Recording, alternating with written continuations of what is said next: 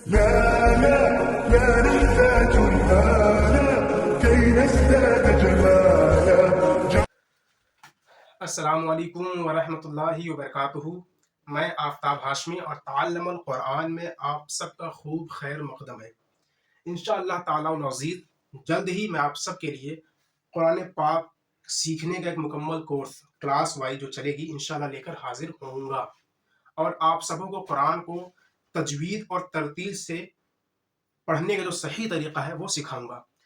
پر فی الحال میں زکوٰۃ کے متعلق کچھ اہم سوالات اور اس کے جوابات لے کر حاضر آیا ہوں. اکثر پوچھے جانے والے سوال جو زکوٰۃ کے تعلق سے پوچھا جاتا ہے، میں نے تقریباً 7 سوال لسٹ کیا ہے. تو سب سے پہلا سوال جو ہے وہ زکوٰۃ کن لوگوں پر فرض ہے. دوسرا سوال جو ہے وہ ہے زکوٰۃ کب فرض ہوئی. تیسرا سوال ہے زکوٰۃ سے انکار کرنے والے کے لیے کیا حکم ہے. چوتھا سوال ہے زکوٰۃ کا کیا معنی ہوتا ہے. پانچواں سوال ہے زکوٰۃ کی کیا اہمیت ہے. چھٹا سوال موسٹ امپورٹنٹ، بہت زیادہ لوگ اس میں کنفیوز رہتے ہیں، سوال ہے کہ کتنا سونا چاندی یا رقم ہو کہ زکوٰۃ فرض ہو جاتا ہے. اور ساتواں سوال ہے آپ کا کہ زکوٰۃ کا پیسہ کن لوگوں کو دینا چاہیے.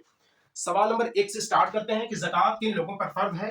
تو جان لیں ہر صاحب ثروت یعنی کہ جو مالک نصاب، عاقل بالغ اور آزاد مسلمان پر فرض ہے. دوسرا سوال ہے کہ زکوٰۃ کب فرض ہوئی. تو زکوٰۃ جو ہے وہ 2 ہجری میں فرض ہوئی. تیسرا سوال ہے کہ زکوٰۃ سے انکار کرنے والے کے لیے کیا حکم ہے. تو جان لیں کہ زکوٰۃ سے انکار کرنے والا شخص کافر ہوتا ہے، کافر ہے. ٹھیک ہے. چوتھا سوال ہے کہ زکوٰۃ کا کیا معنی ہوتا ہے. تو میں بتا دوں کہ زکوٰۃ کے لغوی معنی میں آتا ہے کہ پاک کرنے کا، یعنی کہ جس شخص نے زکوٰۃ ادا کیا اس نے اپنے مال کو پاک کر لیا.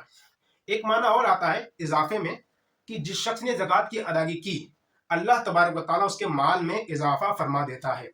ٹھیک ہے. اب سوال نمبر 5 کہ زکوٰۃ کی کیا اہمیت ہے. تو جان لیں کہ زکوٰۃ کی بہت زیادہ اہمیت ہے. اتنی اہمیت ہے کہ اللہ تبارک و تعالیٰ نے قرآن پاک میں تقریباً 40 سے زیادہ مقامات پر زکوٰۃ کا ذکر فرمایا ہے. ارشاد باری تعالیٰ ہے وَأَقِیمُوا الصَّلَاةَ وَآتُوا الزَّکَاۃَ، یعنی کہ نماز قائم کرو اور زکوٰۃ دو. جہاں جہاں نماز قائم کرنے کا حکم آیا ہے اکثر وہاں وہاں زکوٰۃ دینے کی بھی بات کی گئی ہے. اللہ کے رسول صلی اللہ تعالی وسلم ارشاد فرماتے ہیں جو شخص زکوٰۃ نہیں دیتا ہے اللہ تبارک و تعالی اس کی نماز بھی قبول نہیں کرتا ہے. تو آپ جان لیں کہ کس قدر اہمیت رکھتی ہے زکوٰۃ. ٹھیک ہے. اب سوال نمبر 6 بہت امپورٹنٹ سوال، کنفیوژن سے بھرا ہوا. اکثر لوگ اس کو پوچھ لیتے ہیں کہ زکوٰۃ کے لیے کتنا سونا چاندی یا رقم ہو کہ زکوٰۃ فرض ہو جاتا ہے. تو میں مقدار بتا دوں آپ کو کہ سونے کی مقدار ہے 7.5 تولہ سونا. چاندی کی جو مقدار ہے وہ ہے 52.5 تولہ چاندی. ٹھیک ہے. تو اب سوال یہ ہوتا ہے کہ سونا 7.5 تولہ اور چاندی 52.5 تولہ، اگر کسی کے پاس صرف چاندی ہے سونا نہیں ہے تو وہ سوچتے ہیں کہ سونے کی جو قیمت بنتی ہے 7.5 تولہ کی تو بہت زیادہ ہوتی ہے اور اتنی قیمت تو چاندی کی بنتی ہی نہیں ہے، تو لہذا زکوٰۃ کیوں کر دیں. تو آپ مسئلہ سماعت کریں کہ اگر کسی شخص کے پاس صرف اور صرف سونا ہے، اس کے علاوہ کوئی اور مال نہیں ہے، تو سونے کی مقدار جو ہے وہ 7.5 تولہ تک ہونی چاہیے تو ہی زکوٰۃ فرض ہوگا. اگر اس کے پاس 6 تولہ سونا ہے مان لیجیے اور سونے کے علاوہ کوئی بھی چیز نہیں ہے تو اس پر زکوٰۃ نہیں ہے. لیکن مان لیجیے کسی کے پاس 3 تولہ سونا ہے، ٹھیک ہے، پر سونے کے ساتھ ساتھ اس کے پاس تھوڑی بہت چاندی بھی ہے، یا 10 تولہ چاندی ہے مان لیجیے. 3 تولہ سونا مان لیا ہم نے اور 10 تولہ چاندی. اب دونوں چیزیں ہوں گئی. تو جب 2 چیزیں ہو جاتی ہیں تو ہمیشہ خیال رکھیں جو چاندی کی 52.5 تولہ کا جو رقم ہوگا اگر اس رقم تک حساب پہنچتا ہے تو آپ پر زکوٰۃ فرض ہو جائے گا. خیال رکھیں ہمیشہ جو مقدار طے ہوتی ہے وہ چاندی کے رقم سے طے ہوتی ہے کہ اگر آپ کے پاس کچھ کیش پڑے ہیں، 3 تولہ سونا ہے، 4 تولہ آپ کے پاس چاندی ہے اور कुछ रकम पड़ा है और उन तीनों को मिलाकर इतना बन जाता है कि 52.5 तोला चांदी की जो कीमत है उसके बराबर पैसा निकल जाता है, तो आप पर ज़कात फर्ज हो जाएगा। ठीक है। इसी तरह से किसी शख्स के पास जो है खाली चांदी है और कोई रकम नहीं है, ना पैसे हैं ना सोना है, तो जब तक 52.5 तोला चांदी ना हो जाए तब तक उस पर ज़कात नहीं है। किसी के पास 50 तोला चांदी है और बाकिया कुछ भी नहीं है, कोई मालो ज़र नहीं है, तो उस पर ज़कात नहीं। लेकिन 50 तोला चांदी है, 1 तोला सोना है, तो ज़कात फर्ज हो जाएगा। ठीक है, क्योंकि जब उसकी जो उसका रकम निकाला जाएगा वो 52.5 तोला से प्लस में चला जाएगा, तो फौरन ज़कात आप पर फर्ज हो जाएगा। अब आप सोचें कि 50 तोला चांदी है और 1 तोला सोना है, तो ना चांदी के लिहाज से मैं मुझ पर ज़कात फर्ज हुआ, ना सोने के लिहाज से फर्ज हुआ, तो ऐसा नहीं है।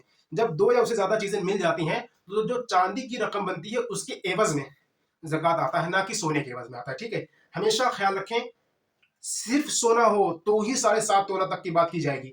अगर सोने के अलावा कोई और भी चीज़ आपके पास है, कैश रखा हुआ आपके पास, या जो है कि क्या कहते हैं कि चांदी रखी हुई है आपके पास, तो फिर 52.5 तोला के हिसाब से आप पर ज़कात फर्ज होगा।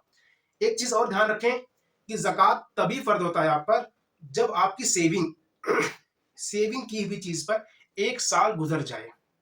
मान लीजिए आपके पास 40,000 रुपए आज की डेट में आए हैं, तो 1 साल सेम कल इसी आने वाले नेक्स्ट ईयर इसी डेट पर आप पर ज़कात फर्ज होगा उन पैसों पर। ठीक है, तो जो आप पर 1 साल गुजर जाए उस हिफाजत में रखी हुई चीज पर, सेविंग पर 1 साल गुजर जाए तो ही आप पर ज़कात फर्ज होता है, उसकी मिकदार कितनी भी हो। ठीक है, अगर मान लीजिए मैंने आज ही चांदी खरीद लिया है, आज ही मैंने 1 लाख रुपए अपने पास सेविंग कर लिया आज, तो ऐसा नहीं कि आज ही मुझे फर्ज हो गया, नहीं, वो पैसा सेविंग में रखे हुए मुझे 1 साल जब तक नहीं गुजर जाएगा तब तक मुझ पर फर्ज नहीं होगा। ये है, समझ गए आप बात को ना। सवाल नंबर 7 था कि ज़कात का पैसा किन लोगों को देना चाहिए।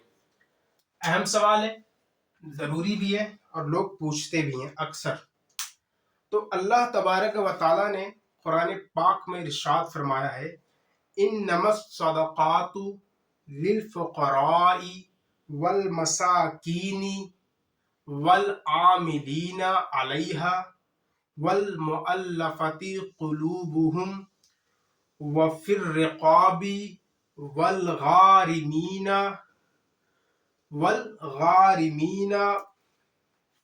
फी सबीलिल्लाहि वब्निस सबील वल गारिमीना व फी सबीलिल्लाहि वब्निस सबील। ऐसे 8 लोगों का जिक्र जो है कुरान पाक में आया। वो 8 लोग ये हैं, मैंने लिख दिया है। पहले हैं फकीर, जो साहिब निसाब ना हो, ख्याल रखें, फकीर जो साहिब निसाब ना हो। मिस्कीन को दे सकते हैं, फकीर को दे सकते हैं, मिस्कीन को दे सकते हैं। और यहाँ मैंने कट का निशान लगाया है। देखिए, ज़कात की वसूली के लिए पहले बादशाह की तरफ से मुकर्रर किए जाते थे। पहले के ज़माने में बादशाह की तरफ से मुकर्रर किए जाते थे कि आप ज़कात की वसूली के लिए जाइए, तो ऐसे लोगों को हम दे सकते थे। लेकिन अब ऐसा क्योंकि नहीं है, बादशाह की जानिब से कोई वसूली के लिए नहीं निकलता है, तो अब ये चीज मनसूख हो चुकी है। ठीक है, तो ये हटा दीजिए आप। 4 नंबर है, जिनके दिलों में इस्लाम की उल्फत डाली जाए, यानी कि पहले के जमाने में इस्लाम की उल्फत डालने के लिए कुफ्फार और मुशरिकीन को भी ज़कात का पैसा दिया जाता था ताकि उसके दिल में इस्लाम की मोहब्बत पैदा हो। तो अब ऐसा भी नहीं रहा है, वक्त बहुत बदल चुका है। ठीक है, तो ये भी मनसूख है। 5वां है, गुलाम आजाद कराने में हम ज़कात का पैसा दे सकते थे, लेकिन अब गुलामी का दौर नहीं रहा, तो ये भी मनसूख में आया।